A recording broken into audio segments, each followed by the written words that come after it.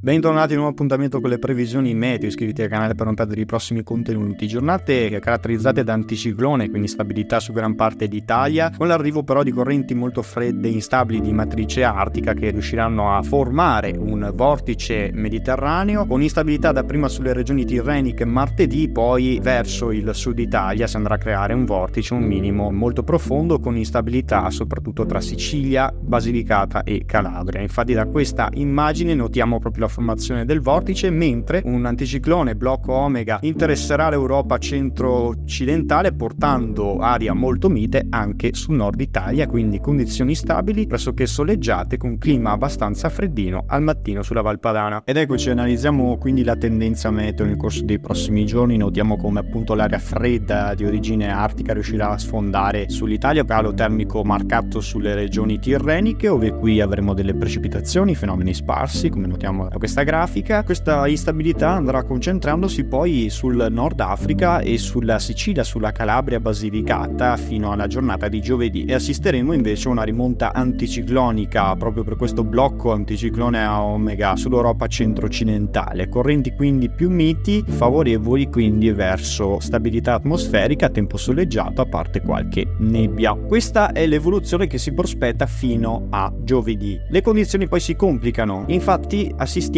a delle ipotesi, in quanto tanti articoli meteo e tanti video di appassionati intravedono una svolta invernale a causa di questo compattamento del vortice polare che potrebbe sfondare fin verso l'Italia. Tutto dipenderà dal movimento di questo minimo che si addosserà dalla America fin sul nord Atlantico. Questo minimo andrà a causare il movimento, la traiettoria quindi di questo anticiclone. Il modello europeo, il più affidabile, propende verso un'ondata gelida sulla Russia e sulla Scandinavia. Questa ondata gelida non riuscirebbe a raggiungere l'Italia e rimarremmo quindi bloccati nel prossimo weekend ancora da un flusso di correnti occidentali, proprio perché il flusso di correnti di origine artica, quindi gelida, riusciranno a bloccarsi proprio sulle zone molto più a nord dell'Europa. Questo non garantirebbe quindi nessuna perturbazione,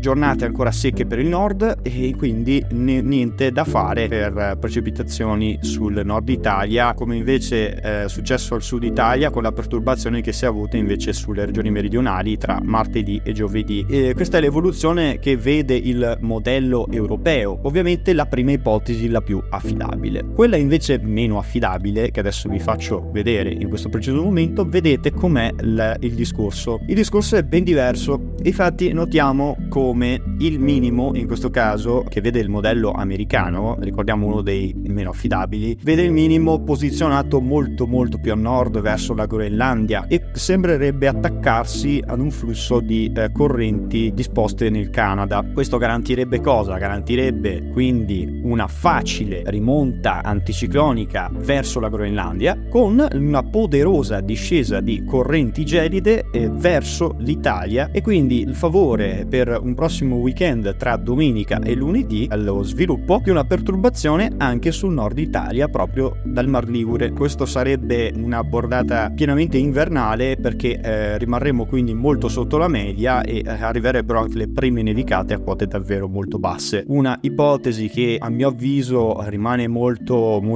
bassa, perché non si intravedono delle traiettorie così nette e molto propense per uno sviluppo del genere, ma dato che siamo a 7 giorni di distanza da questo evento, vi ricordo di prestare molta attenzione alle news che girano in questi giorni, perché non sono assolutamente tendenze confermate, sono delle ipotesi, non bisogna illudersi troppo e dire caspita allora nevicherà. Questa è la differenza che vi faccio vedere. Questo è quello che vede il modello americano, quindi lo sfondamento nella giornata di domenica 26 novembre, ma guardate la differenza invece col modello europeo. Questo è il modello europeo, che vede invece l'anticiclone stagione, quindi nessun tipo di sfondamento, quindi correnti gelide a pieno invece sul nord Europa, e quindi nulla da fare per l'Italia, che sarebbe costretta quindi a vedere ancora tempo stabile e in prevalenza mite per il periodo. Quindi massima cautela, perché le fake news che girano in questi giorni sono tante, e quindi vi raccomando la massima prudenza e di prestare attenzione ad articoli molto più affidabili. Io vi consiglio sempre di affidarvi a Trebi Meteo per aggiornamenti ufficiali e per le conferme. Seguiteci sempre, perché vi daremo come sempre ulteriori dettagli.